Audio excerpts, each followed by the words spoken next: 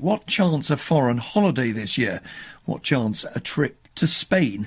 The bars and cafes on the beaches of the Costa del Sol, beloved of so many Brits, outdoor customers, but in the cities of Madrid and Barcelona, they remain closed. Spain was one of the worst hit countries in Europe and looks set to renew its state of emergency later on today. We're joined, I'm delighted to say, by Spain's Foreign Minister, by Arancha González. Good morning to you. Good morning. Are you hoping to get tourists back to Spain this summer? Well, we are hoping to get tourists back as soon as possible, but we are also conscious that when we welcome them, we want to provide for the safest destination in Europe. We want to make sure that when they come, they can continue to experience this amazing stay in Spain, whether they love sports or culture or cuisine or just simply like our weather. But we want to make sure that at this moment, when every country is suffering from this pandemic, we can provide them with a safe and healthy experience. That's top of our priorities right now. What is different in Spain compared with the United Kingdom is that different regions and cities are operating lockdowns in very different ways. So, as I say, we see people drinking on the bars in the south and the streets empty in Madrid and Barcelona. So we've had one of the strictest lockdowns in Europe, but at the beginning of May, when we thought that the situation was stabilizing, we started gradually to de-escalate the lockdown measures. And we are doing this gradually, start beginning of May, hope to end by the end of June. And we are doing this in an asymmetric manner, meaning different regions move at different speeds. You see some of our territories, like, for example, the islands, they are COVID-free. Some of our territories, like Madrid or Barcelona, have a higher concentration of COVID cases. Those that are in a better position, they can open faster. Those that have big, high incidence of COVID need to build sanitary capacities that would allow them to face a new surge in the future. So we're doing this gradually. We are putting health first, making sure, again, that when we open the country to Spaniards and then to tourists, everybody will be safe.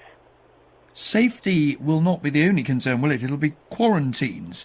There's currently, as I understand it, a 14-day quarantine on people travelling into Spain. And, of course, the UK is now talking of having a 14-day quarantine on people returning here, having been abroad. Will that stand in the way of getting any sort of decent tourist trade running?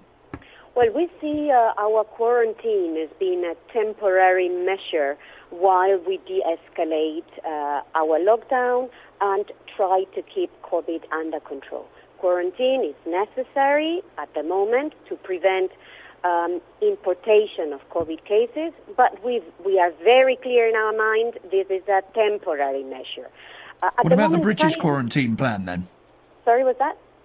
What about the British plan for a quarantine? Well, every country has to decide what's best for its own health and safety. We believe that quarantine is what will allow us now to control the pandemic and then allow for free circulation. At the moment, Spaniards are not free to circulate within the territory. We are concerned about importing cases. The moment we feel that the virus is under control, we will replace this quarantine by other measures at the border. They can be temperature checks, they can be random checks, they can be asking citizens for, tests having been performed certain days in advance. There is a variety of measures that we can use to control what happens at the border. It does not have to be a quarantine, to ensure there is freedom of movement while at the same time providing for health and safety.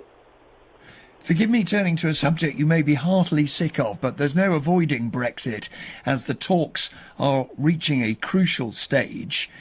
Where does Spain stand on the suggestion that the EU's negotiating mandate needs to change? That, in other words, Monsieur Barnier, it's argued by the government here and its supporters, has been given an impossible job. He's trying to deliver access to British fishing waters to please the French and the Dutch in particular, and they're looking to countries like Spain to say, come on, let's show a bit of flexibility here. Well, I think both sides have to show flexibility. It's not as if this was a one-way street. there is clearly a desire on the British side to continue to enjoy the benefits of belonging to the European internal market. There is certainly, and that has to come with a price, because Britain will no longer be a member of the European Union. You can be out and still enjoy the benefits as if you were in. On the European Union side, there are a number of things that are important to the European Union. Fishing is one of them. What we need to see happening now is a real negotiation, no posturing. It's too late for this.